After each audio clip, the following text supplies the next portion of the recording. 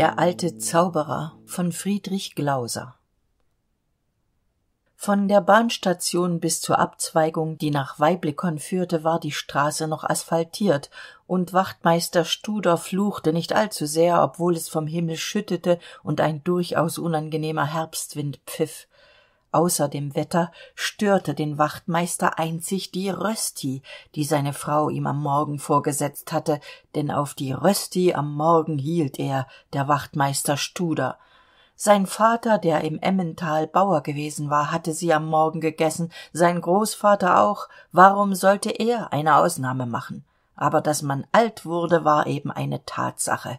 Die Verdauung funktionierte nicht mehr wie früher, man bekam Sodbrennen von der Rösti. Studer schob dies auf das schlechte Fett, das seine Frau wohl der Sparsamkeit wegen gebraucht hatte. Irgend so ein modernes Geschlarpf war wohl das Fett. Er trappte mit den dicken Sohlen durch die Pfützen, zog den Gummimantel enger an den Bauch. Nicht einmal rauchen konnte man bei diesem Wetter. Da war die Abzweigung. Sie war gerade breit genug, dass ein Güllewagen durchfahren konnte. Rechts ging es steil bergab in ein Bachbett, links stieg ein triefender Wald in die Höhe. Der Wachtmeister dachte an Dinge, an die man ebenso denkt, wenn es schüttet und wenn man friert. An einen Jassabend, an seine Amtsstube, an seinen Sohn, der als Setzer bald ausgelernt hatte. Studer hatte ein dickes, rotes Gesicht, das jetzt ein wenig bläulich angelaufen war, und einen vertrauenerweckenden Schnurrbart. Zwischen den vom Rauchen braun gewordenen Schneidezähnen spuckte er kunstgerecht wie ein Achtjähriger in weitem, geraden Strahl, und der Regen war machtlos gegen diese Kunst, und der Wind auch. Das freute Studer. Dass ihm hingegen der Regen die Ärmel herab in die Taschen lief, das ärgerte ihn wieder, so daß er nicht recht wusste, welches Gesicht er schneiden sollte.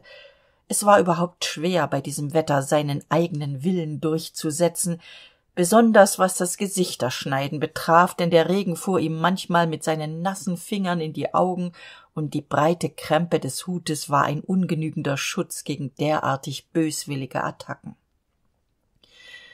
Die Straße wurde steil, Studer fluchte ein wenig, schüttelte den Kopf, daß die Tropfen von seinem Hutrand tangential abflogen. Es war ja schließlich, dachte er, nicht die Schuld des kantonalen Polizeidirektors, daß er hier in der Nässe herumvagieren mußte. Sonst gab man ja dort oben auf anonyme Briefe nicht viel, aber hier schien der Fall doch etwas anders zu liegen, und das Ganze war eine etwas kohlige Geschichte. Wo man da anpacken sollte, war nicht ganz klar. Entweder war das Ganze ein Versuch, die Behörde zu blamieren, und da musste man doppelt vorsichtig sein, oder es war etwas ganz Großes dahinter, ein Sensationsprozess vielleicht, und dann kamen die Reporter von den ausländischen Zeitungen, und man bekam ein wenig internationalen Ruhm weg. Das war nicht zu verachten. Mein Gott, man hatte es ja nicht nötig, man war ja sonst schon in den Fachkreisen bekannt, in Wien besonders, in Paris auch. Es hatten sich da ein- oder zweimal ziemlich schwierige Internationale, halb Spione, halb Einbrecher, in der Schweiz wie in einer Mausefalle gefangen. Das sollte doch genügen, besonders wenn die Pensionierung in erreichbarer Nähe stand, noch 5 Jahre. 5 Jahre wird man doch noch aushalten. Aber seinen Namen zu lesen im Journal, zum Beispiel mit schmeichelhaften Beiwörtern, das war nicht zu verachten, etwa so: Le distingué inspecteur de la sûreté Studer, dont le talent remarquable est bien connu dans les milieux policiers. Und vielleicht noch seine Fotografie dazu. Ja, die Franzosen hatten es los. In der Schweizer Presse war man sparsamer mit lobenden Beiwörtern. Da kam rechts vom Wege ein Heuschober in Sicht. Ein wenig unterstehen kann man, dachte Studer und fühlte dabei nach seiner Brusttasche. Gut, dass ihm die Frau noch Cognac gerüstet hatte, der würde jetzt gerade lau sein von der Körperwärme, und in der zerfließenden Sintflut ringsum wäre eine Stärkung doch nicht zu verachten. Studer ging in den Heuschober, das Heu war trocken, er nahm einen Büschel, wischte sich die nassen Schuhe ab, trocknete die Hände an einem sauberen Taschentuch und zog den Brief aus der Tasche, der den Polizeidirektor so aufgeregt hatte. Es stand wenig darin. Der Bauer Berthold Leuenberger in Weiblikon begräbt seine 4. Frau. Er ist 60 Jahre alt. Die 3 letzten Frauen sind innerhalb von 3 Jahren gestorben. Es waren immer Junge.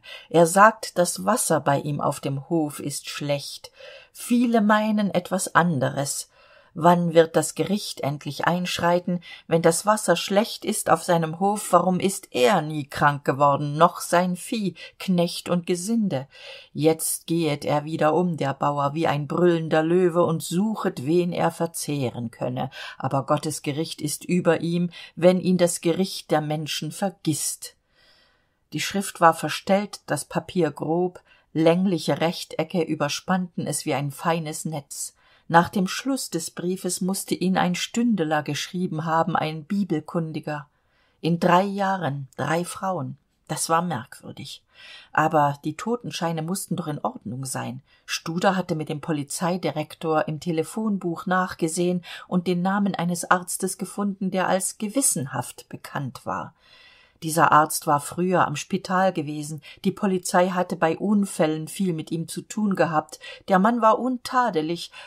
Aber man weiß ja, wie es in einer Landpraxis zugeht. Man hat nicht viel Zeit, wenn man weit herum Besuche machen muss, und Irren ist ja bekanntlich menschlich.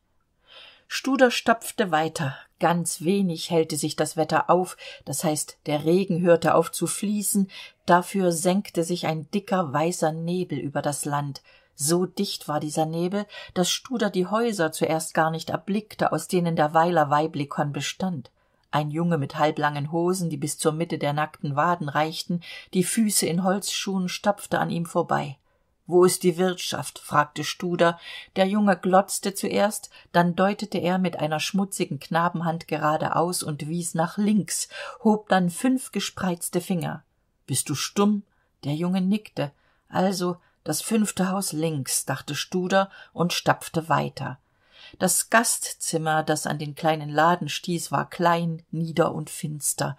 Es musste doch bald Mittag sein. Studer zog den triefenden Mantel aus, zog die Weste straff über seinen Bauch, zog noch den Rock aus, dessen Ärmelenden durchweicht waren, und setzte sich. Dann zog er die Uhr aus der Tasche, eine flache goldene Uhr, die er an seinem 20-jährigen Dienstjubiläum geschenkt erhalten hatte. Sie zeigte 10 Uhr. Es war früh, er hatte Zeit. Lange blieb die Stube leer, kein Mensch zeigte sich, es herrschte in ihr jener ein wenig ekelerregende Geruch, auf nüchternen Magen ist er noch schwerer zu ertragen, von abgestandenem Bier und kaltem Pfeifenrauch. Endlich erschien ein gähnendes Mädchen, das unwillig die Absätze seiner Finken auf dem Boden nachschleifte. Studer bestellte einen 3er roten und eine Portion Hammen.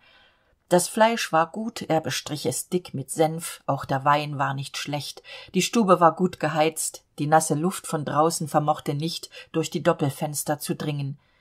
Dem Kommissar wurde wohl, seine Augen bekamen einen trockenen und klaren Glanz, und er überlegte, wie er sich am besten an das Mädchen heranmachen könne.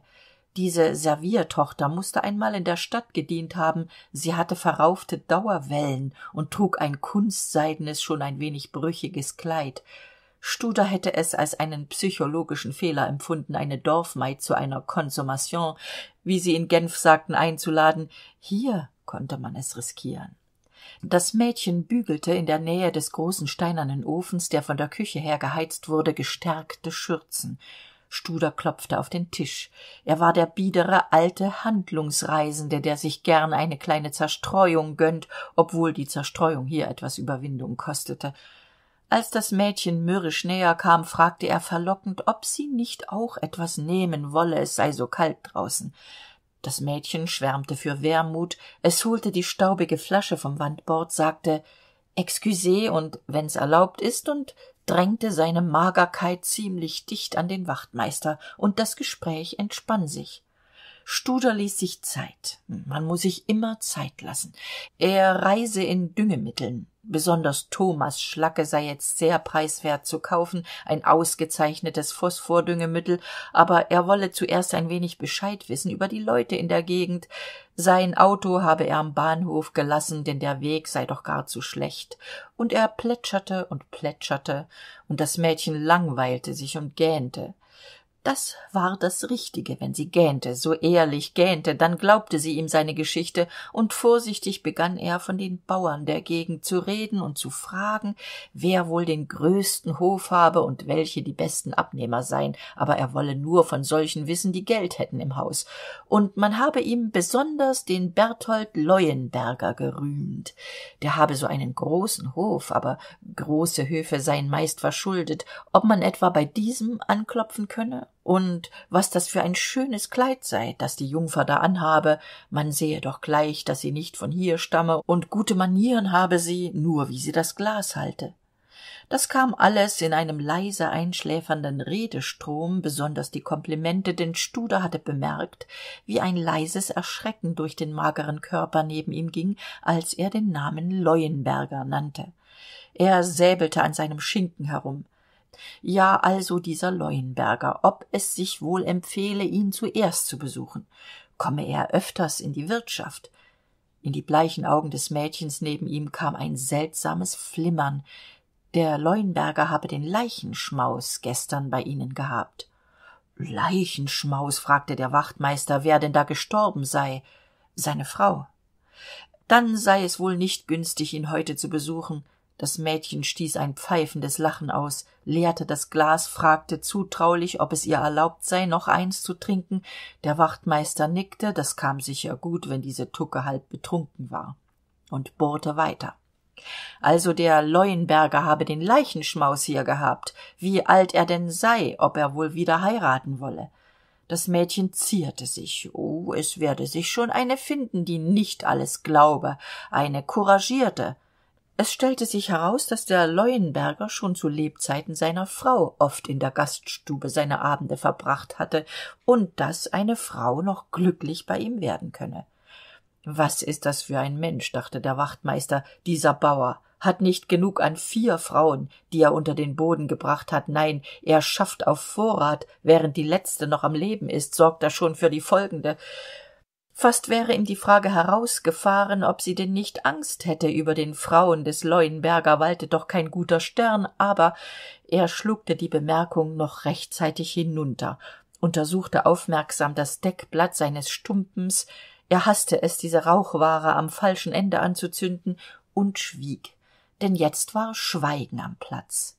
Der Redestrom rann von selbst wie aus einem angestochenen Fass. Der Wermut hatte seine Wirkung getan. Nur nicht unterbrechen. Er erinnerte sich dunkel, dass ihm ein alter Untersuchungsrichter zu Beginn seiner Laufbahn diesen Rat gegeben hatte, sich unbemerkbar zu machen, wenn der andere einmal loslegt. Aber den Rat brauchte er nicht mehr. Er wusste, bei Zeugenverhören, bei fälligen Geständnissen war Schweigen ein so starkes Druckmittel, dass die mittelalterlichen Foltermethoden dagegen zu einem einfachen Kinderschreck zusammenschrumpften. Und er erfuhr genug, der Wachtmeister, er erfuhr genug, um sich ein ziemlich gelungenes Bild von diesem Leuenberger zu machen.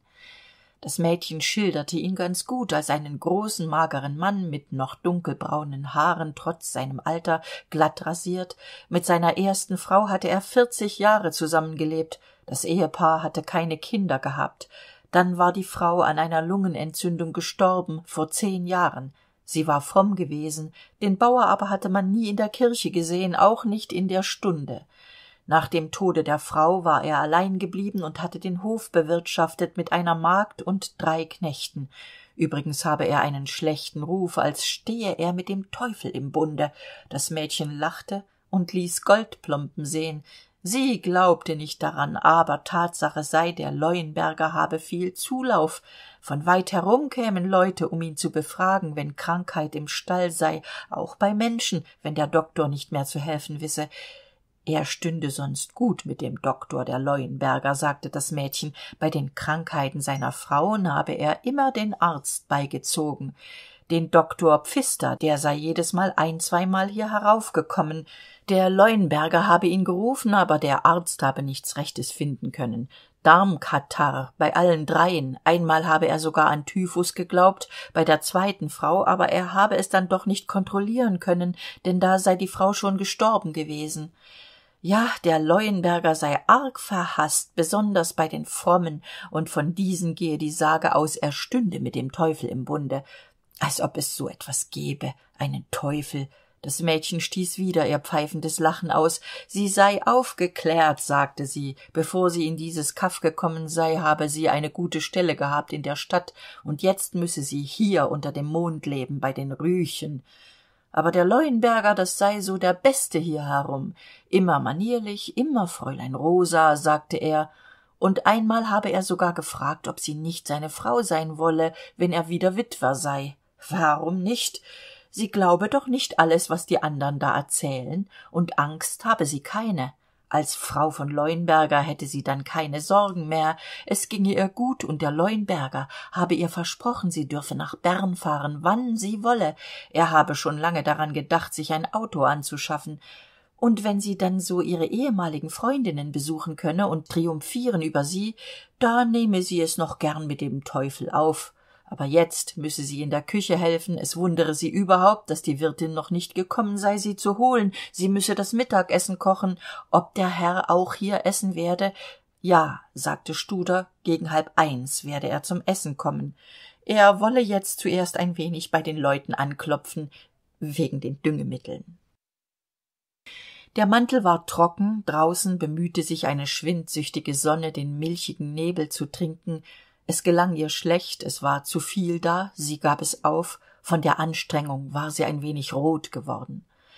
Wachtmeister Studer schritt durch die wenigen Häuser, die rechts und links von der Dorfstraße lagen. Er trat hier ein, trat dort ein, zeigte eine biedere Miene und pries Thomasmehl an.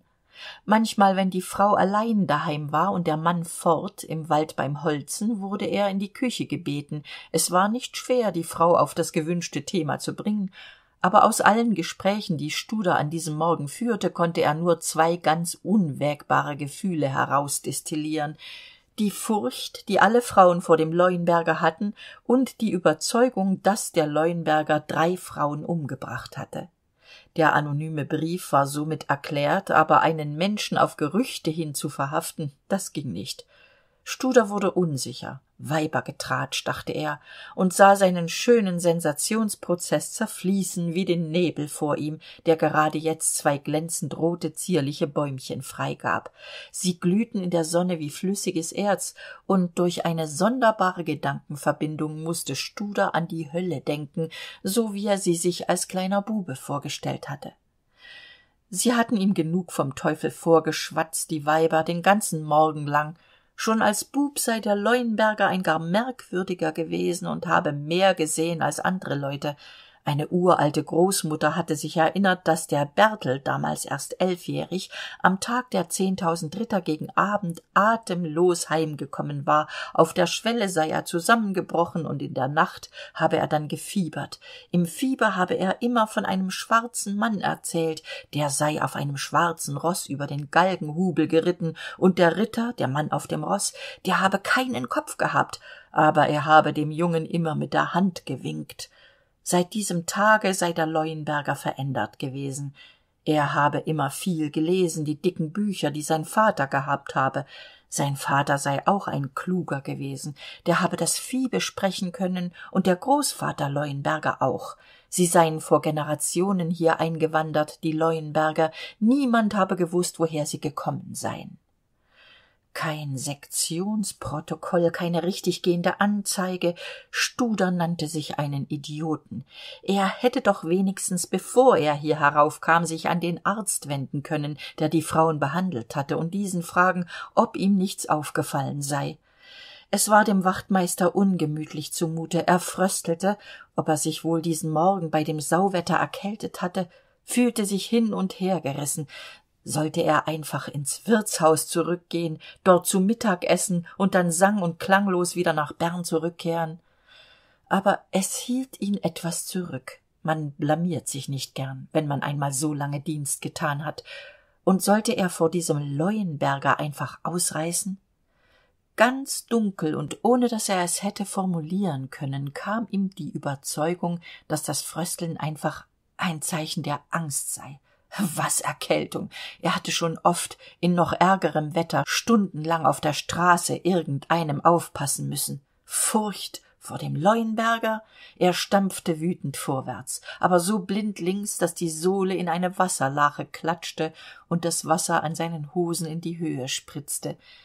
Den Leuenberger wollte er doch noch sehen. Was Teufelsvisionen, das war Mittelalter, und jetzt gehörte es ins Gebiet der Irrenärzte und der psychiatrischen Gutachten. Den Leuenberger wollte er noch kennenlernen. Da war sein Hof.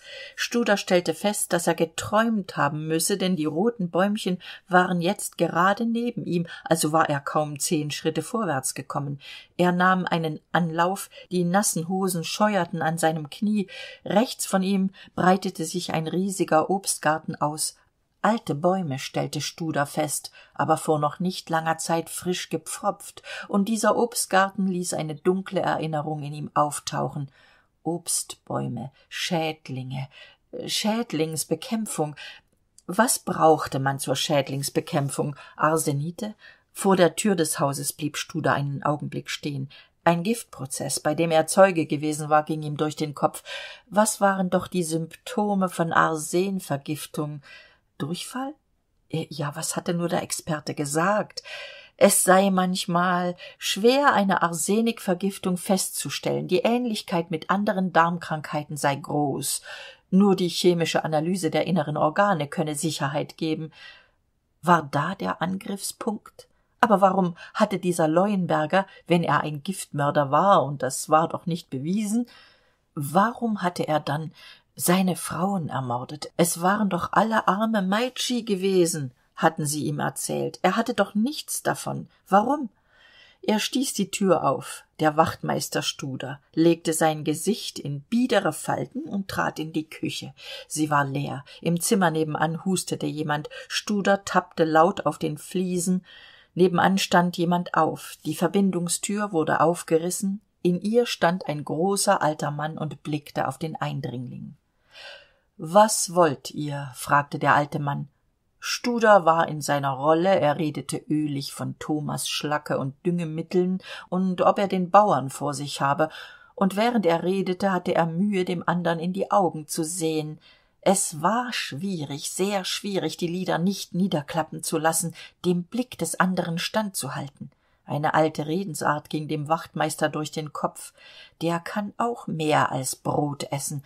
Und während Studer weiter plauderte, kroch ihm eine feuchte Angst den Rücken hinauf, nistete sich im Nacken ein, füllte den Kopf aus, brachte ihn fast zum Platzen, die Augen tränten, er musste den Blick niederschlagen, und dann schwieg Studer. Der andere wartete eine geraume Weile.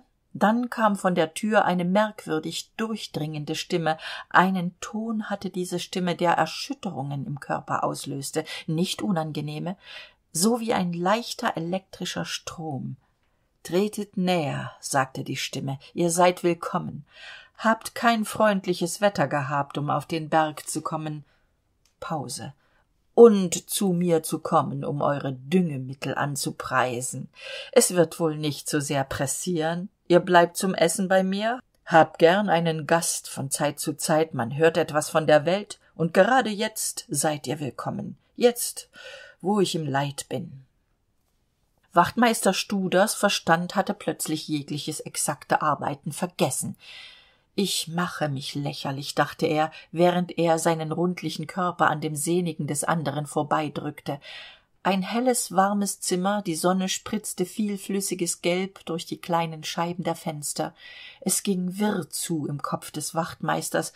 »So einen habe ich noch nicht getroffen, dachte er ununterbrochen und fühlte sich als blutiger Anfänger, ohne Überlegenheit, winzig klein wie ein Büblein in der Schule vor dem Lehrer. »Der macht mit mir, was er will«, dachte er noch. »Studer, Studer«, sagte er zu sich selbst, »wärst du ins Wirtshaus gegangen, hättest dort gegessen und wärst dann heimgefahren. Studer, was ist mit dir los? Du hast doch schon andere Leute gebodigt. Wirst du Angst haben vor so einem Bauer? Du wirst alt, Studer. Lass dich pensionieren.« Der Leuenberger war gemütlich. Er schien sich glänzend zu unterhalten bei diesem stummen Spiel. Natürlich, dachte Studer, der ist nicht auf meinen vorgeschützten Beruf hereingefallen, der hat mich gleich erkannt, als der ich bin. Und so sicher ist er, eine unerschütterliche Sicherheit. Der alte Leuenberger benahm sich untadelig, machte nicht zu viel Worte, nötigte den Gast auf die Bank am Fenster, setzte sich ihm gegenüber, schwieg lange.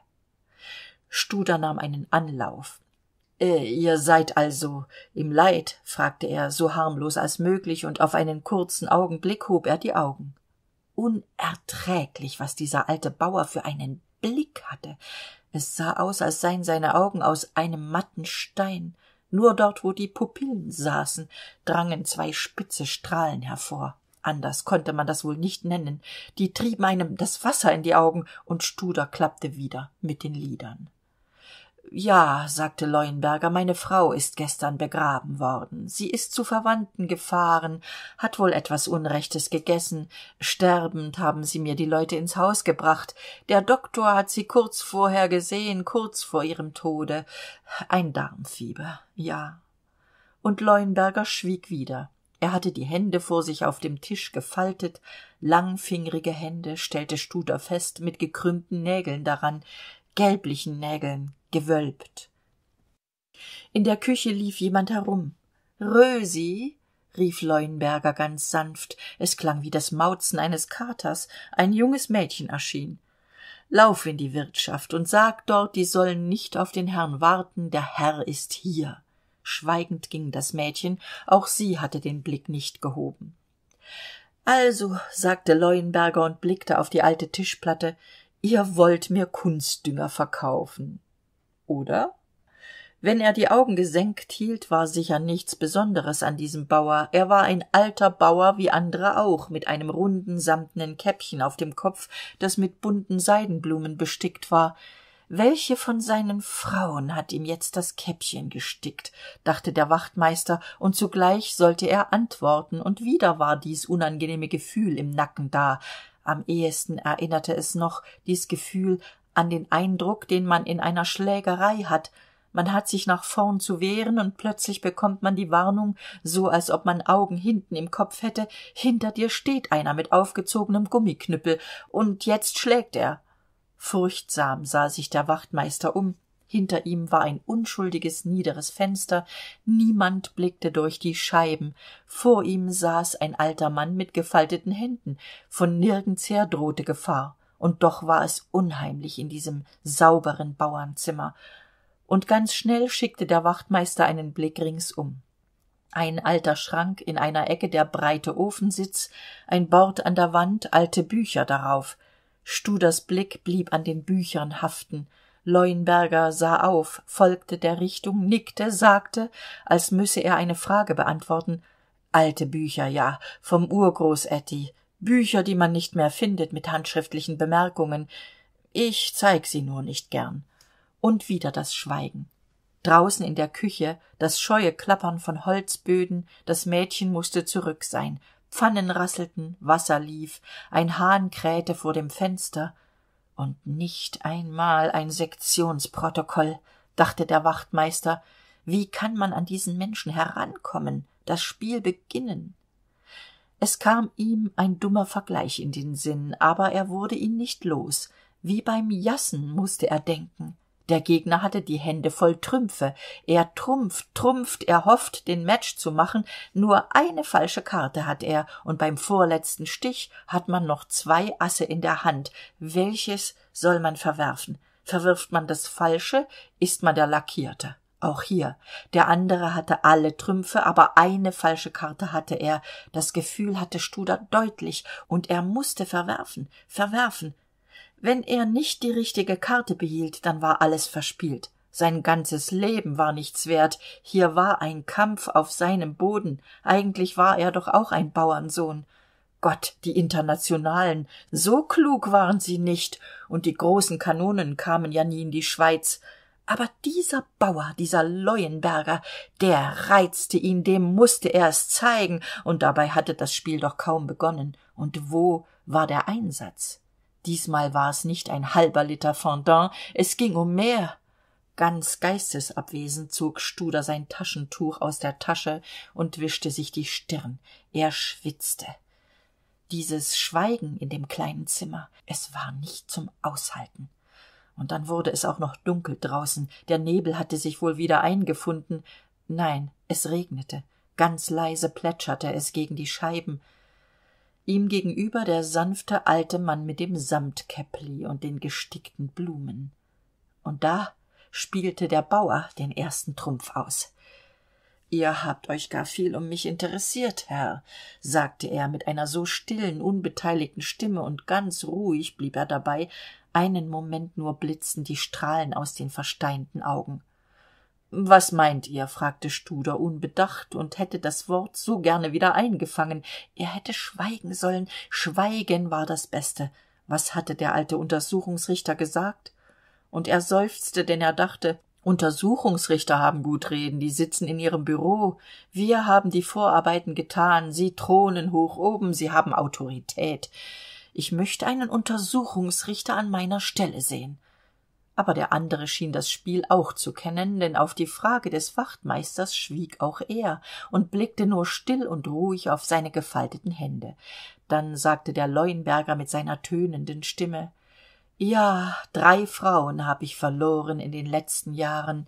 Es muß ein Fluch sein auf meinem Hof«, und schielte lauernd zu seinem Gast, wie das Wort Fluch wirken werde. Aber nun hatte der Wachtmeister etwas gelernt. Das Taschentuch behielt er zwar in den Händen, aber er verschränkte die Finger darüber und nickte scheinheilig. Das Mädchen brachte das Essen. Es war Speck, Sauerkraut, Erdäpfel. Die Männer aßen schweigend, in der Küche trampten die Knechte, der Wachtmeister hörte, wie sie absaßen, hörte das Klappern der Löffel in den Tellern, spitzte die Ohren, ob er nicht ein Wort erhaschen könne durch die angelehnte Tür.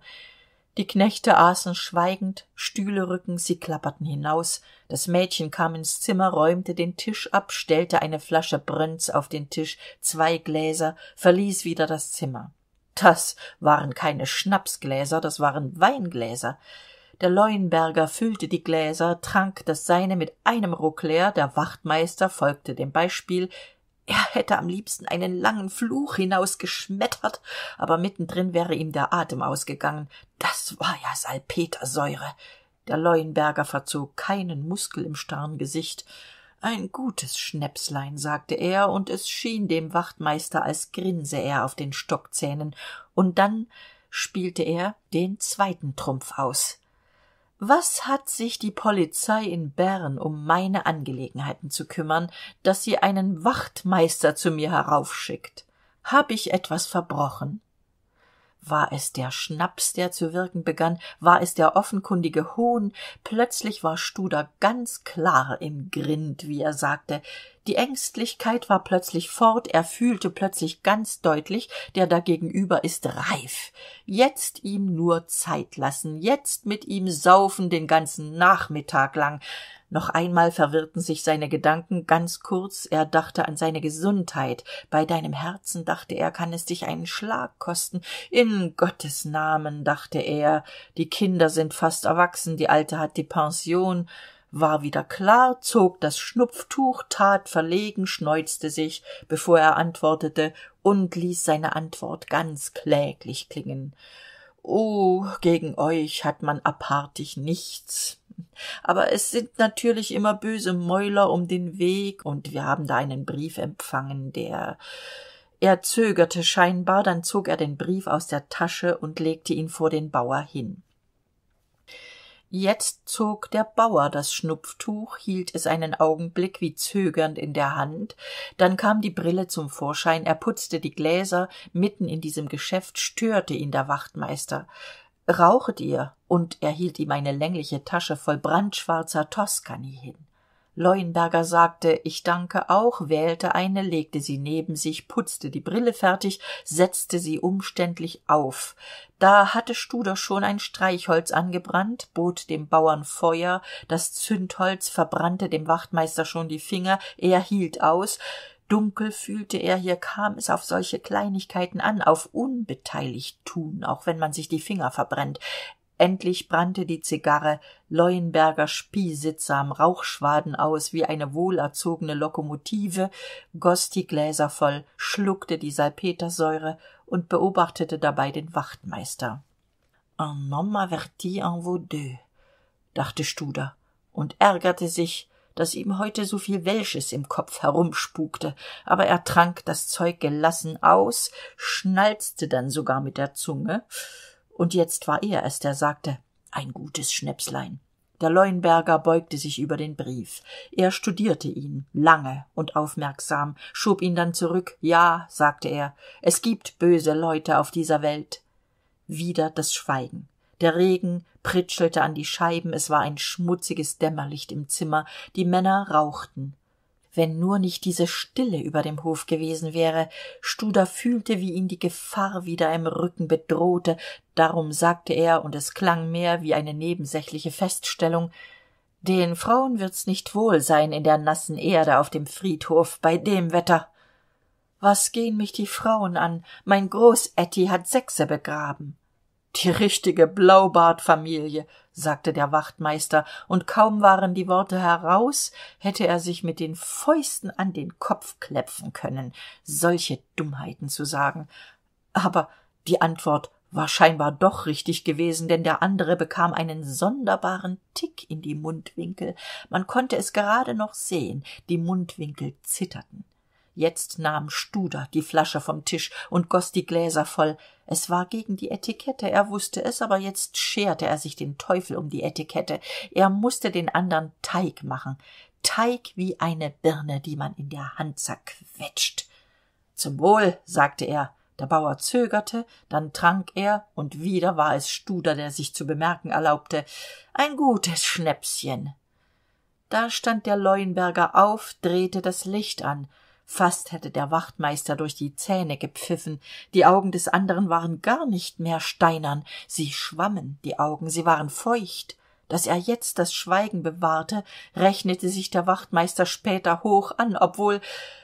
Der Leuenberger setzte sich nicht wieder. Mit einer merkwürdig brüchigen Stimme sagte er habe draußen noch einen besonders guten Tropfen, ob er den noch holen dürfe. Sonderbar untertänig fragte er dies.